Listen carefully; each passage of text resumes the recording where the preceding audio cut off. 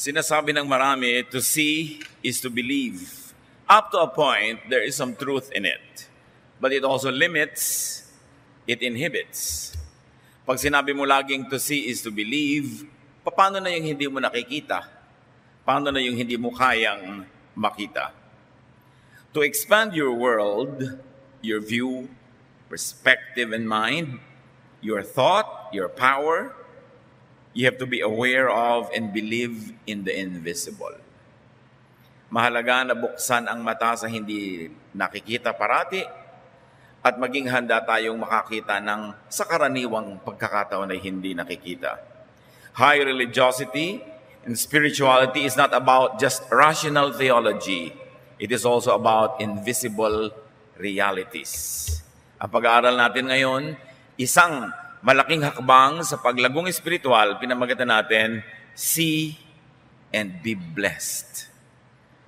Panginoon, salamat dahil lagi nyo kaming nakikita. Turuan nyo kaming makita rin kayo.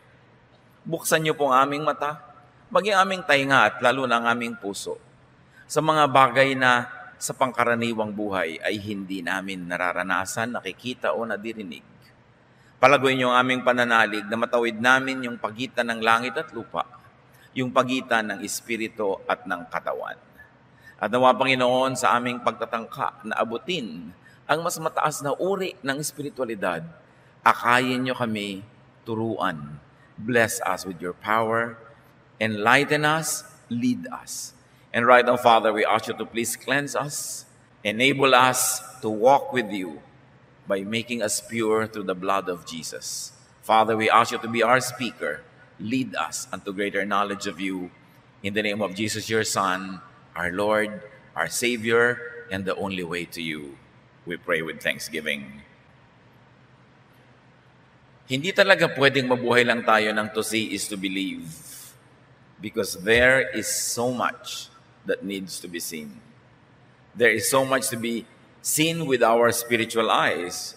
So let us consider the many, many wonderful presences that are unseen.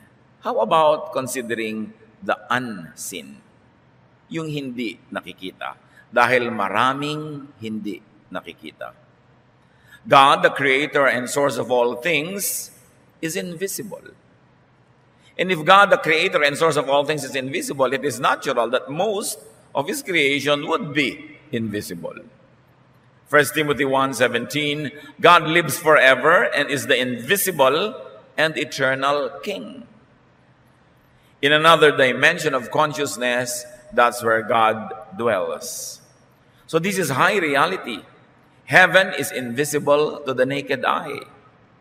Kaya merong isang astronaut daw na matapos tumawid sa kalawakan, sabi niya, there is no heaven. Kasi walang nakita yung mata niya. That the usual kind of heaven depicted in art. Because real heaven cannot be seen with the naked eye. Meron naman na dapat ay nadidiscover through our spiritual eyes. High personages are invisible. Ang mga matataas na pagkanilalang, tulad ng Diyos na lumalang, ay hindi rin nakikita. Hebrews 13:2, some people have welcomed angels as guests without even knowing it. Marami daw na nakapag-estima pala ng mga anghel, hindi man lang nila napansin. Angels are normally invisible. And even when angels manifest visibly, they could be unrecognizable. Hindi sila nakikita at kung magpakita man, mahirap makilala na anghel pala. So in other words, angels are seen but really unseen. This is because physical eyes have limited vision and a very limited range. An example of what cannot be seen but is existent. 2 Kings 6:15, si Elisha po ay propeta na nabuhay sa isang magulong panahon at dumating ang mga mananakop sa kanilang bayan at natakot ang kanyang katulong. When Elisha's servant got up the next morning, he saw Syrian troops had the town surrounded. Sir, what are we going to do? He asked. Paglabas niya sa kanilang tent o bahay, nagulat siya dahil naliligiran sila ng napakaraming hukbo ng kalaban. Natakot at nagpunta sa propeta, ano pong magagawa natin? The servant was limited by what he could see, therefore he got afraid. You know, people get afraid of the unknown, the unseen, the incomprehensible. 2 Kings 6:16-7, the prophet Elisha had a solution. Don't be afraid. That was his instruction. Elijah answered, there are more troops on our side than on theirs. That was the teaching. And then he prayed the intercession. Lord, please help him to see.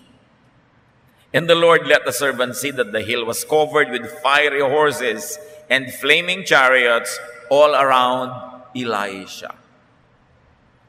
Ang una lamang na nakita nitong katulong ay yung nakapaligid na mga hukbo na kalaban. Hindi niya nakita na merong inner circle surrounding the prophet, protecting the prophet, and therefore protecting him also because he was a servant of the prophet. At sabi ng propeta sa Panginoon, pakiusap po, hayaan niyong makita niya ang hindi nakikita.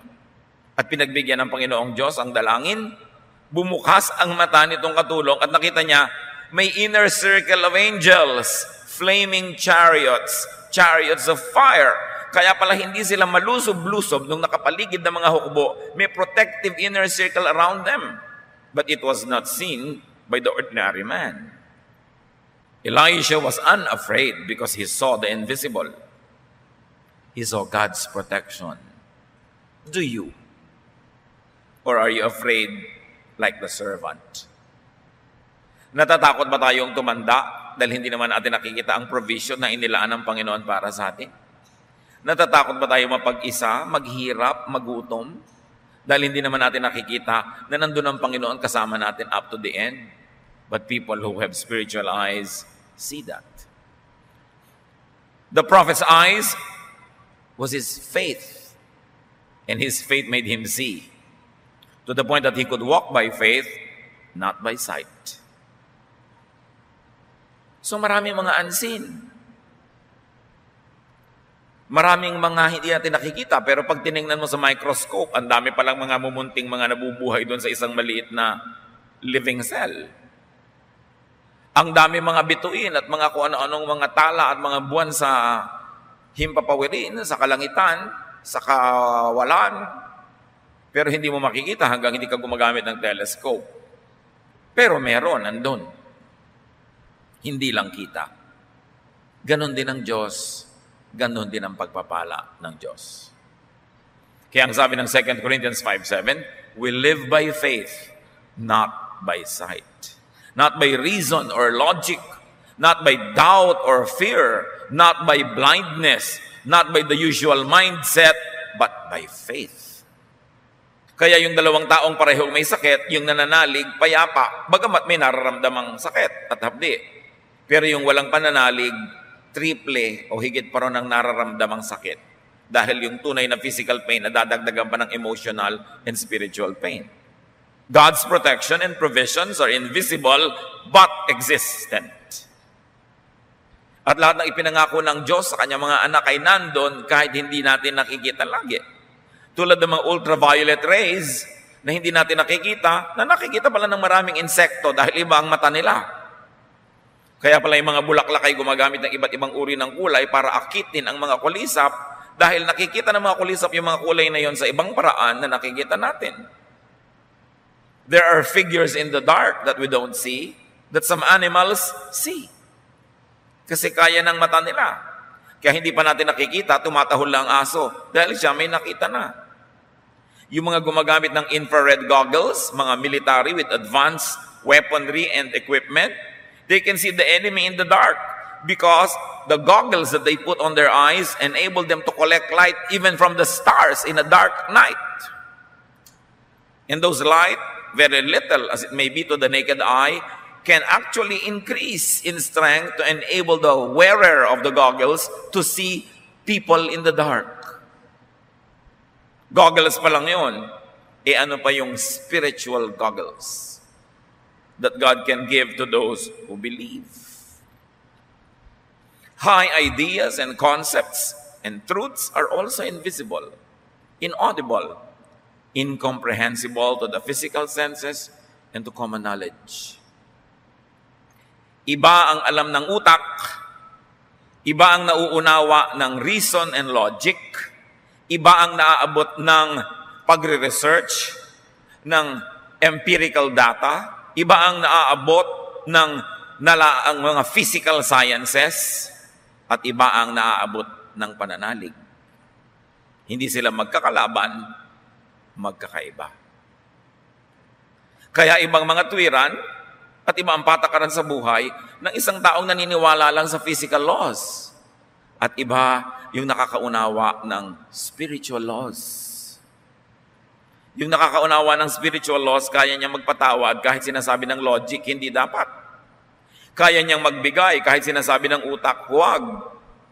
Kasi meron siyang higit na pinaniniwalaan at higit na naaabot. Kaya niyang harapin ang hirap. Kaya niyang tiisin ang dapat tiisin. Hindi katulad ng ibang bumibigay agad dahil sila ay pinaghaharian lamang ng physical laws.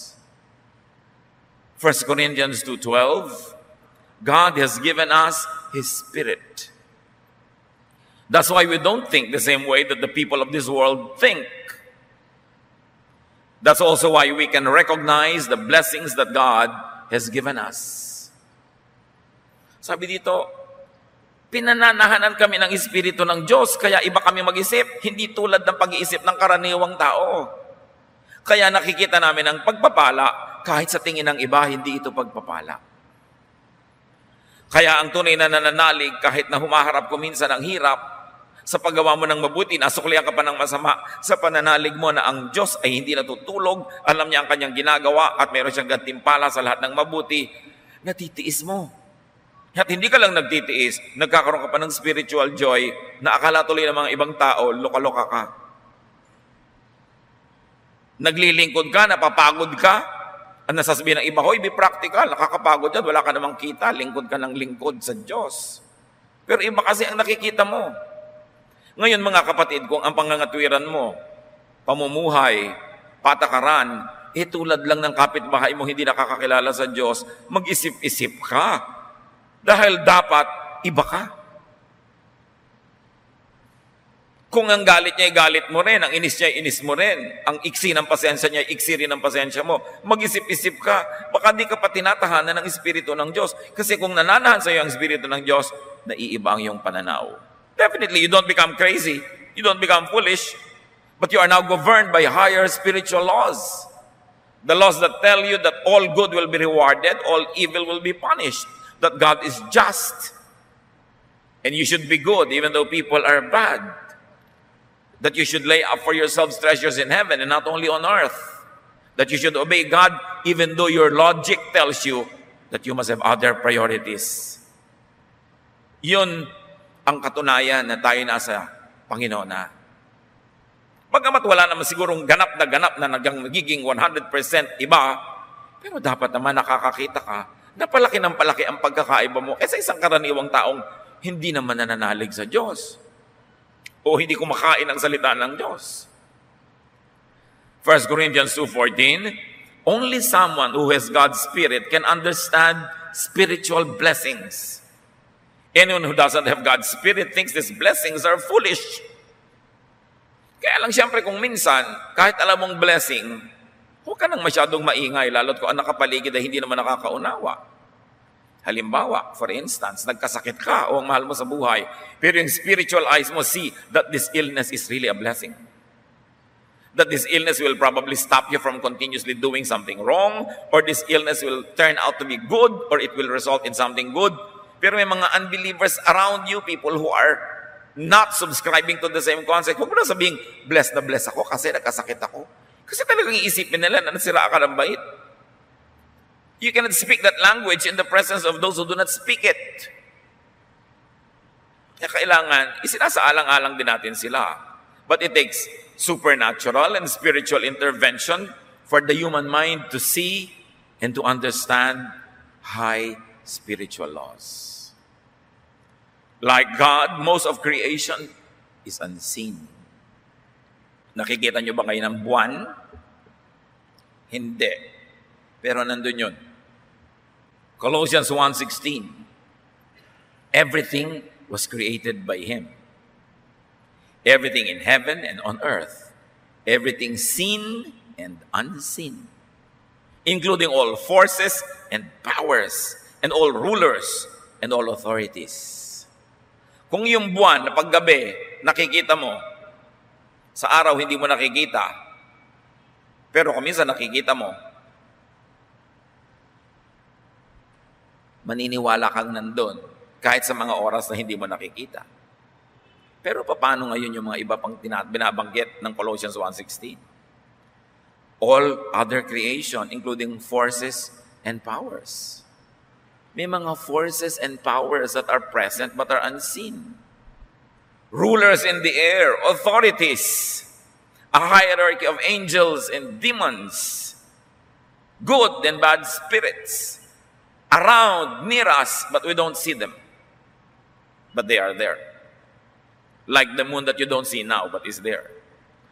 So to be unseen means to be beyond the scope of vision or simply really invisible. Look at what can be seen through x-rays.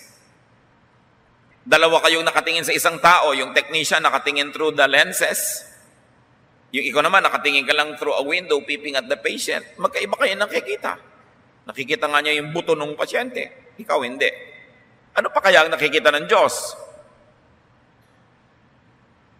Pag nagpa-Doppler test ka ng ugat mo dito sa leeg, sabi ng dugo mo, shh, shh, ganun pala, tumutunog. Pati ang tunog ng dugo mo, yung lakas at hina nun, tono ng dinig ng Diyos, kaya alam niya ang kalagayan mo every moment. Ano pang alam niya?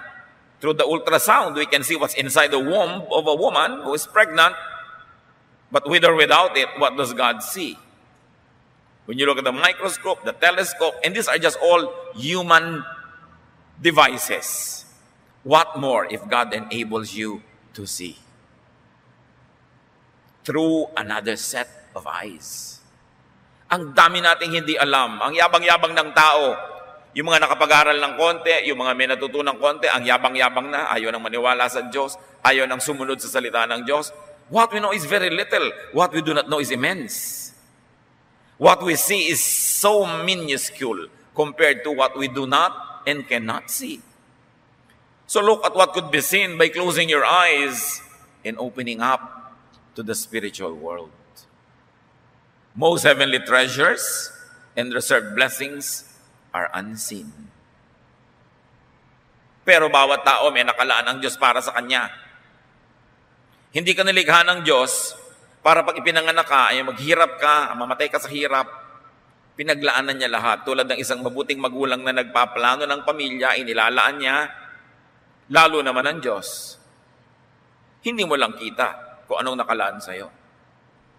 1 Corinthians 2:9, no eye has seen, no ear has heard, no mind has conceived what God has prepared for those who love Him.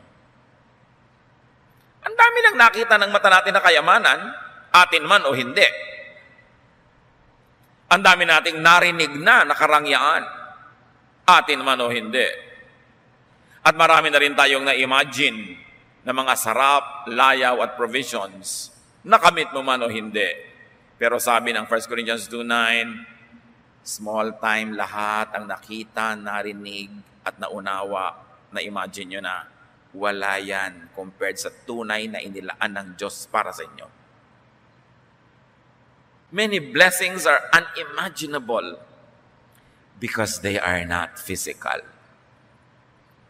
We can imagine only what is physical, but most of created things are unseen. Many blessings are beyond the senses. Ilan na lang ang senses natin? Mata, tenga, panlasa, pangramdam ng ating balat. Ang konti. People limit themselves when they think only of what they can see now.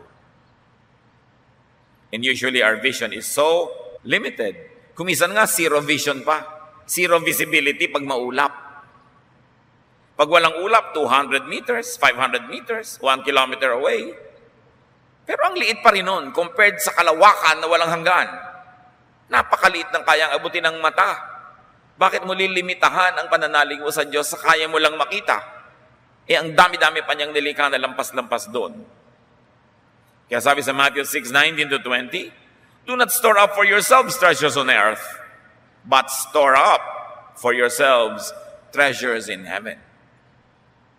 If we're going to read it another way, huwag lang puro sa mundong iniisip nyo. Hindi lahat ang panahon ninyo ay sa mundo lang.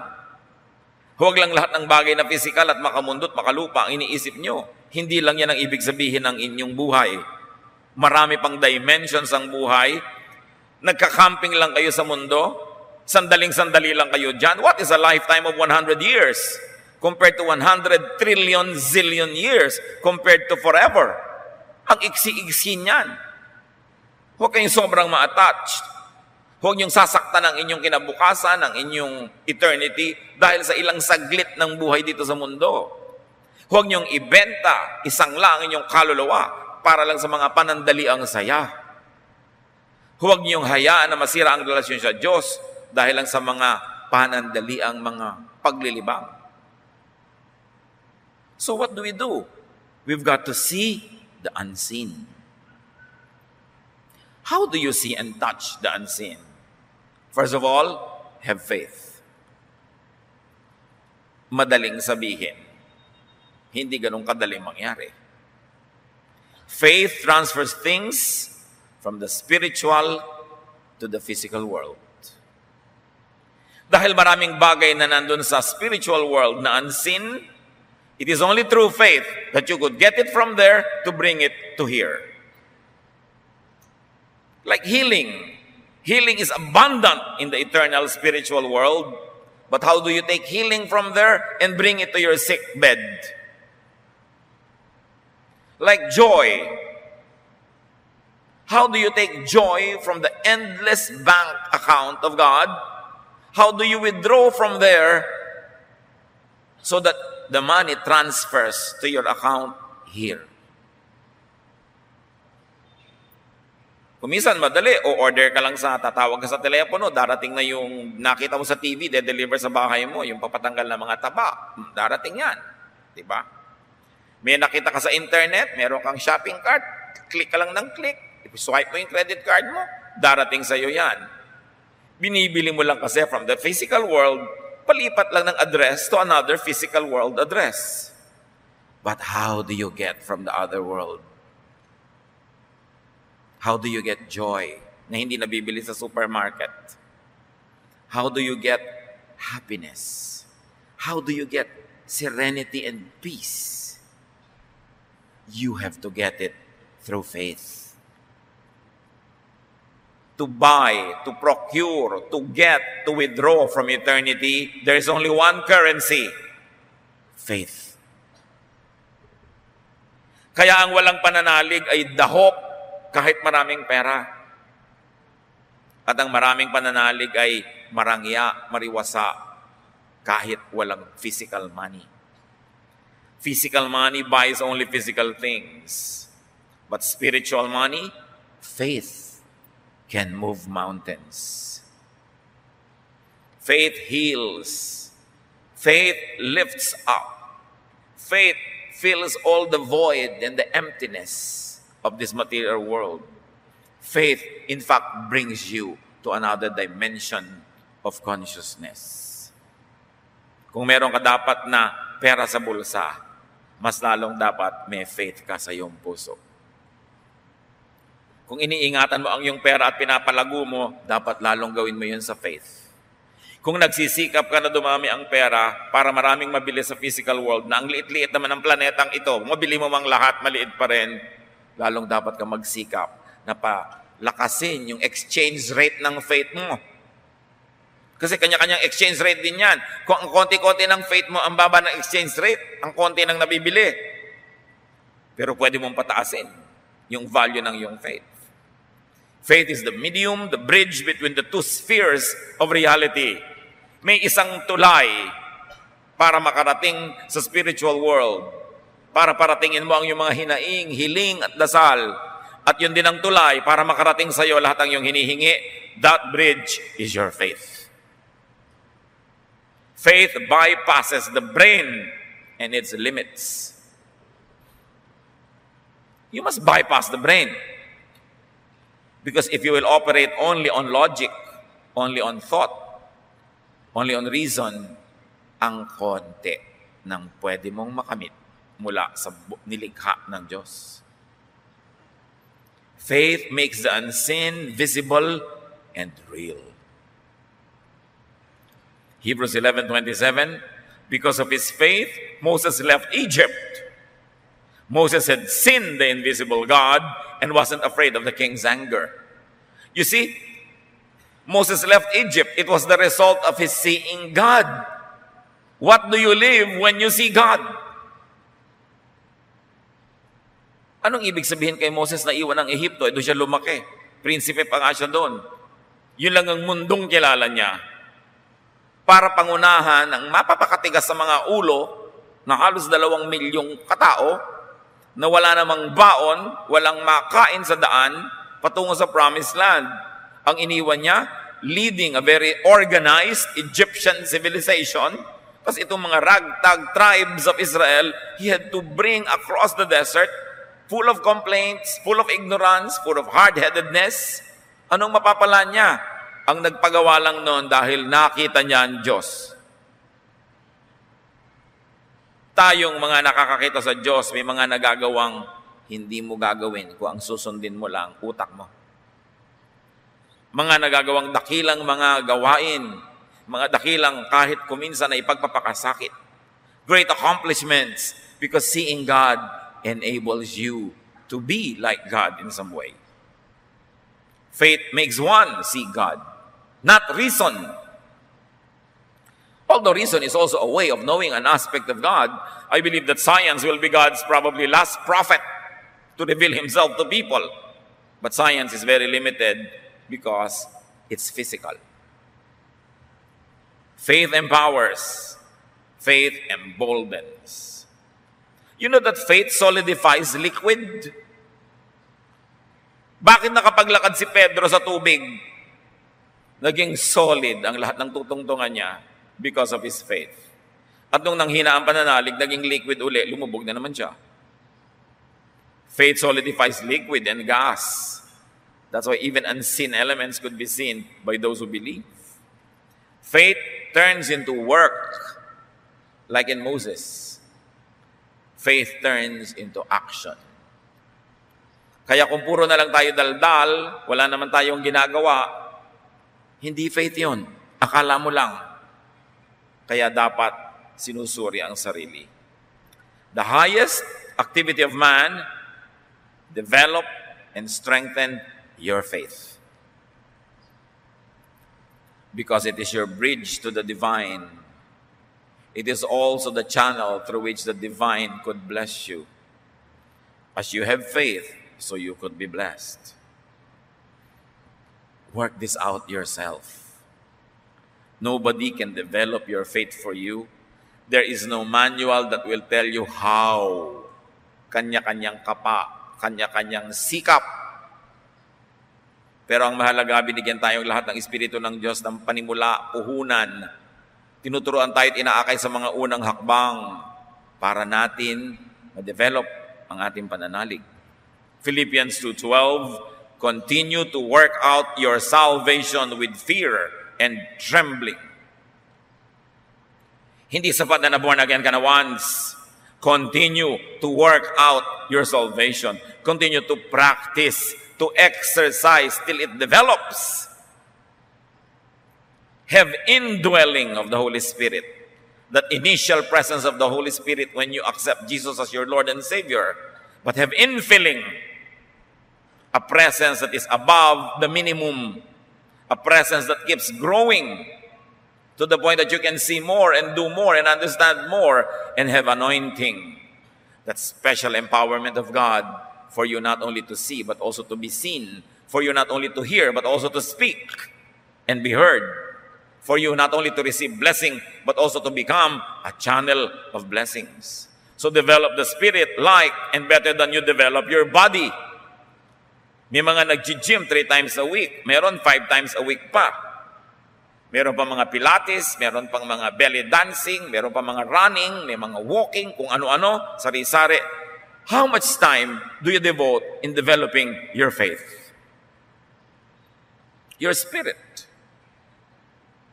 That seed of God that is in you that must grow to fill you, to fill your every cell and every membrane and every bodily organ to the point that it explodes through your skin and your neighbor feels the Spirit in you.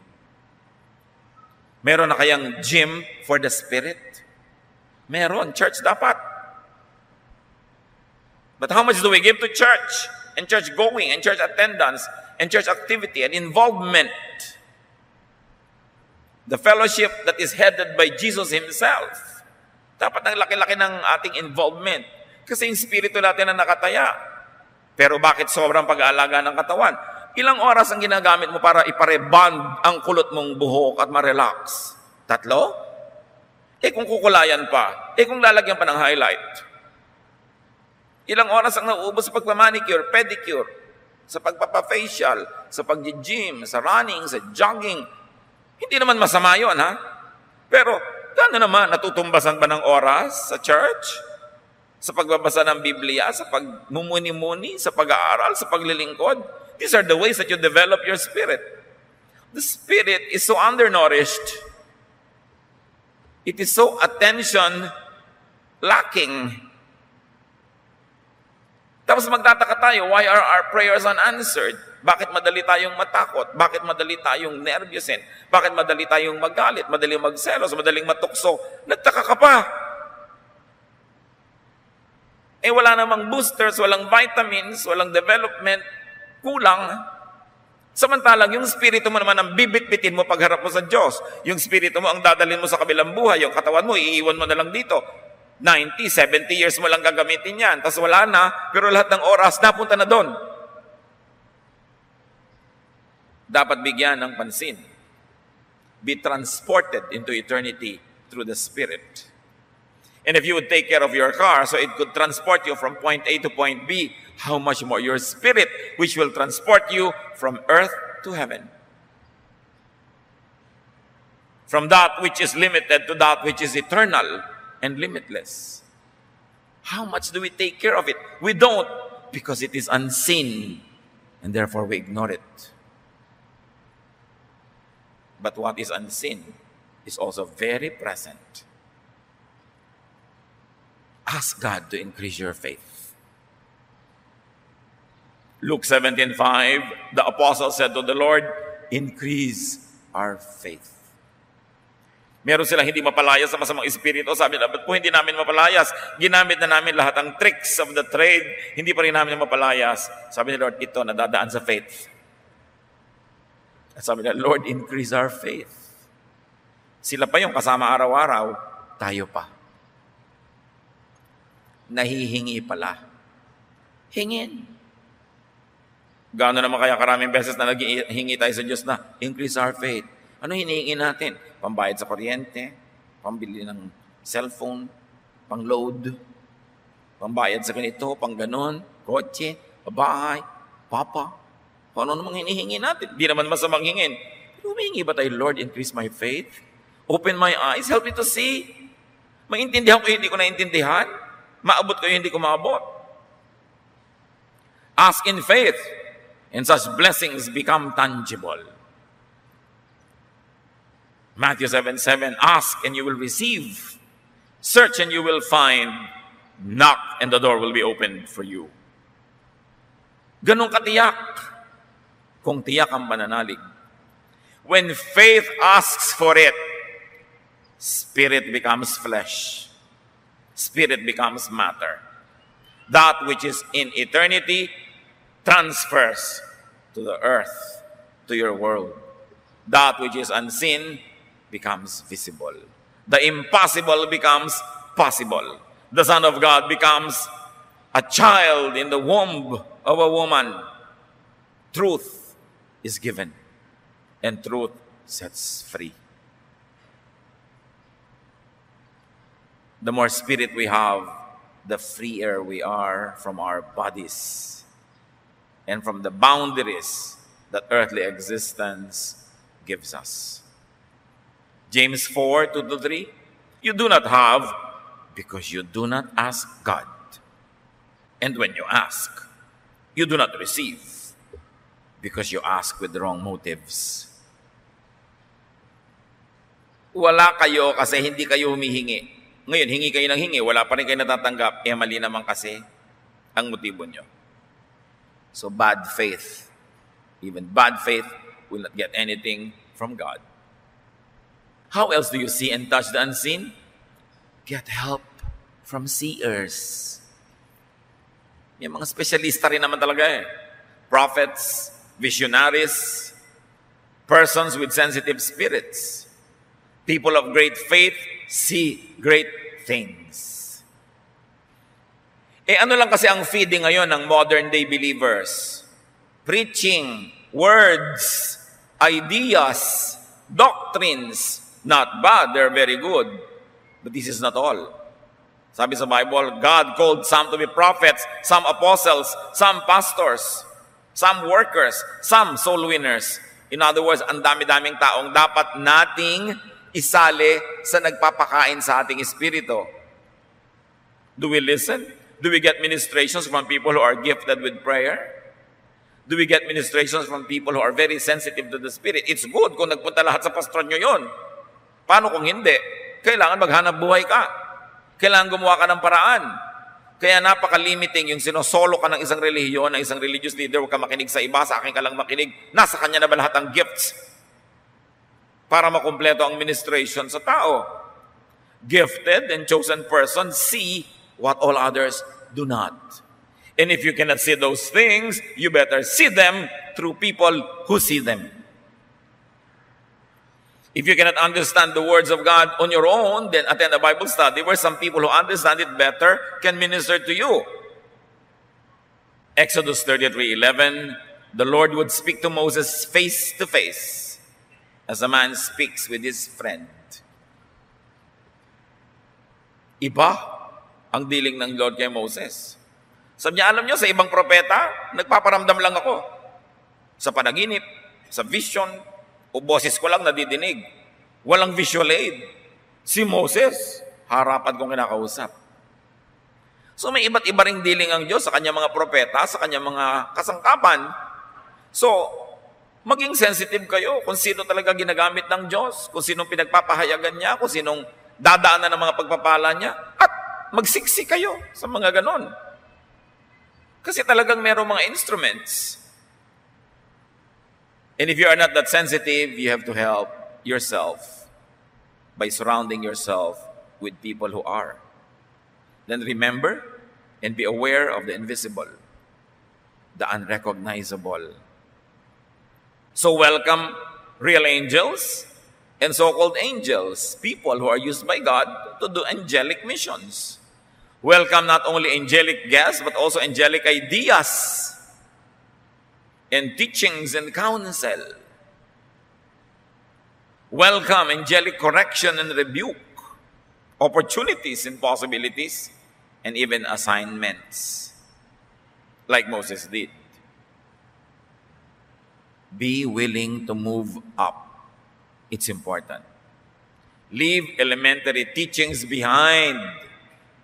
Kung mahigit ka ng 2-3 taong Kristiyano, ang issue mo pa rin, ano bang tamang baptism, gaano ba kahaba dapat ang damit, anong pwede kong kainin at hindi kainin, anong pwedeng tugtugin at hindi pwedeng tugtugin, anong pwedeng kainin sa Lord's Supper at hindi ko kakainin, magkamatayan man, gaano kahaba dapat ang buhok, anong uri ng musika ang gagamitin, anong kulay dapat ng uniform.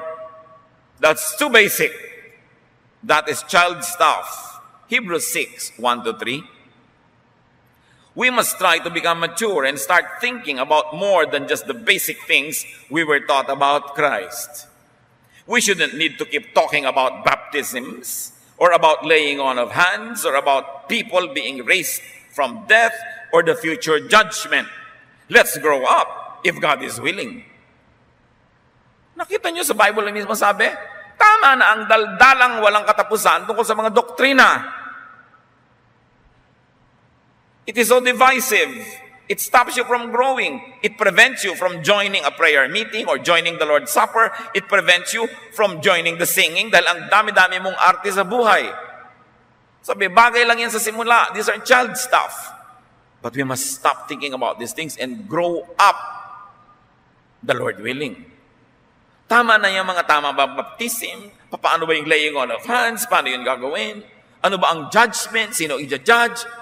Sabi, leave these elementary teachings behind. You are still drinking milk when you should already be eating solid food. Gumraduate na ba tayo sa mga ganyan?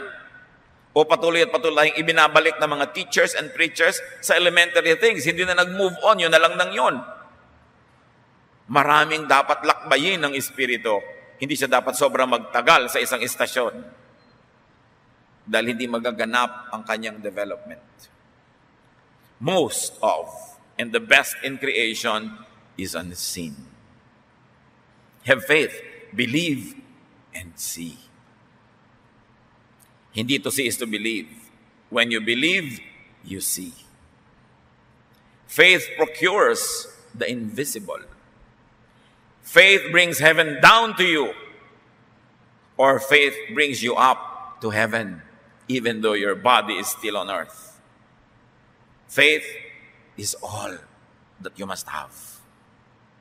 Lack of faith, insufficient faith, cannot extract blessings from heaven. It cannot transport you to heaven. James 1, 6-8. But when you ask for something, which means you do not and cannot see, but you must have faith, as if you see it, and not doubt. Anyone who doubts is like an ocean wave tossed around in a storm. If you are that kind of person, you can't make up your mind, and you surely can't be trusted. So, don't expect the Lord to give you anything at all. Pag humihingi ka, sabi ko nun, huwag ka magduda. Huwag ka mag-alinlangan. Dapat meron kang pananalig na parang nakikita mo na talaga yung hinihingi mo pa lang. Huwag ka mag-alinlangan. Huwag ka magdalawang loob. Yung nagdadalawang loob ay para lang daw maliit na bagay na sinisiklot-siklot ng mga alon, walang mararating. Kahit nagkandahilo-hilo ka na kasisiklot sa'yo ng alon, wala ka pa rin pinupuntahan dahil paikot-ikot ka lang doon. Ganun. Kung ganyan ka, nagdadalawang loob, walang pananalig, hindi ka pwede pagtiwalaan. So, huwag kang umasa na may matatanggap ka. Faith is everything. Faith procures the invisible. It removes blinders and covers. So, brother and sister, develop a supernatural vision and hearing. Move up. Bypass the brain. Use it only for practical things. But in things pertaining to your faith and relationship with God, bypass it. It's very limited. See, hear, and know God more and more. Beyond religious practice, tradition, and doctrine. Move up, move away from elementary teachings, and move to the universal, to the all-embracing spiritual realities beyond the senses. Move to the realm of the Spirit.